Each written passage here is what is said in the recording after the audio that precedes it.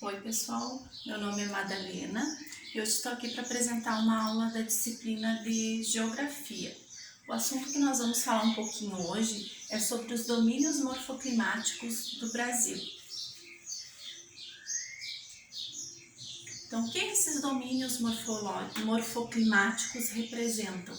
Eles representam uma combinação de um conjunto de elementos da natureza. O que são esses conjuntos? São o clima, o relevo, a vegetação, a hidrografia. Então, esses elementos da natureza, eles se interrelacionam e interagem, então formando a unidade paisagística.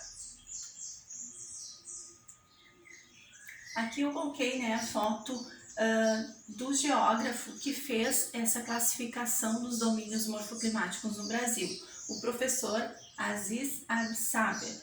Este é o responsável, então, pela classificação dos 6 domínios morfoclimáticos do nosso país. Passamos, então, para falar um pouquinho, do primeiro dos 6 domínios, o domínio equatorial amazônico.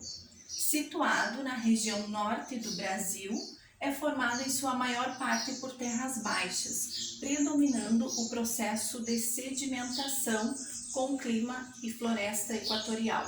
Então, o processo de sedimentação é a acumulação e a formação do sedimento. O sedimento ele é formado por uma matéria sólida que ela se acumula no solo quando as águas baixam, esse acúmulo fica. E também ele é formado pelo vento, O vento faz o acúmulo dessa matéria sólida, que dá então o sedimento. E o processo de sedimentação é a acumulação, a formação do sedimento. O clima e floresta equatorial também ele é conhecido como clima de floresta tropical. Ele é um clima úmido e quente, E é conhecido, se define pela alta temperatura média do ar e também pela grande pluviosidade. Os domínios do Cerrado. Localizado na porção central do território brasileiro, há um predomínio de chapadões. Os chapadões eles representam as zonas de rochas cristalinas e com leves ondulações e com a vegetação predominante do cerrado. O cerrado ele possui vários aspectos na sua vegetação e se caracteriza pelas árvores com os troncos tortuosos, arbustos, gramíneas. Esse é a vegetação do cerrado.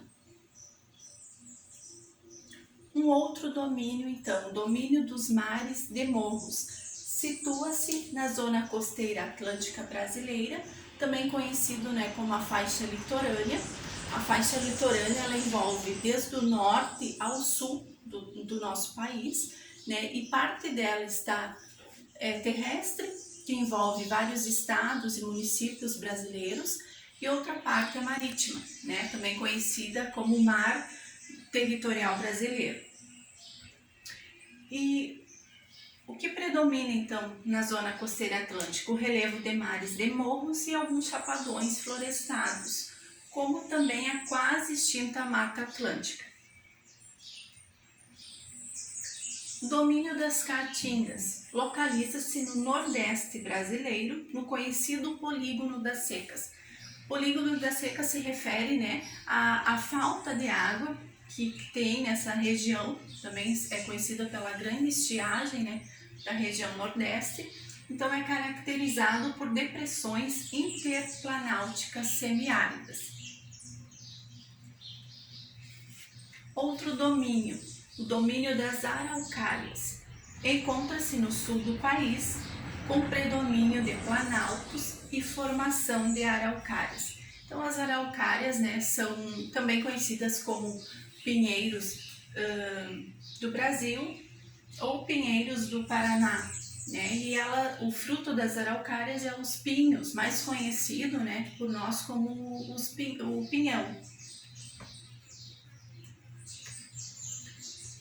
Domínio das pradarias, também conhecido como domínio das coxilhas, relevo com suaves ondulações, situa-se no extremo sul do Brasil, no estado do Rio Grande do Sul, com predominância da formação dos pampas e das pradarias. Então, as pradarias é restrita, né, ao Rio Grande do Sul e conhecida pela formação dos pampas. Os pampas, então, é um termo originário, né, de origem indígena, que significa plano, né? Então, a gente viu um pouquinho dos 6 domínios morfoclimáticos e além desses domínios morfoclimáticos, existe a faixa de transição. O que é essa faixa de transição? Nessa faixa de transição são encontradas características, então, de 2 ou mais, né, domínios morfoclimáticos. Algumas, então, que apresentam essa faixa de transição são conhecidos como o Pantanal, o Agreste e os Cocais. Nesses lugares, então, estão apresentadas mais de 2 características morfoclimáticas. Aqui eu coloquei um mapa, né, com os 6 domínios morfoclimáticos e seus domínios, suas regiões e seus domínios morfoclimáticos. E aqui este amarelo bem clarinho representa a área de transição. Como a gente pode observar no mapa, são vários estados, né, onde envolve a área de transição. E para finalizar, então, aqui nosso estudo sobre os domínios morfoclimáticos, coloquei uma atividade para pesquisar quais estados fazem parte, então, dessas áreas de transição morfoclimáticas. Então, era isso que nós tínhamos preparado para hoje. Obrigada pela atenção de todos.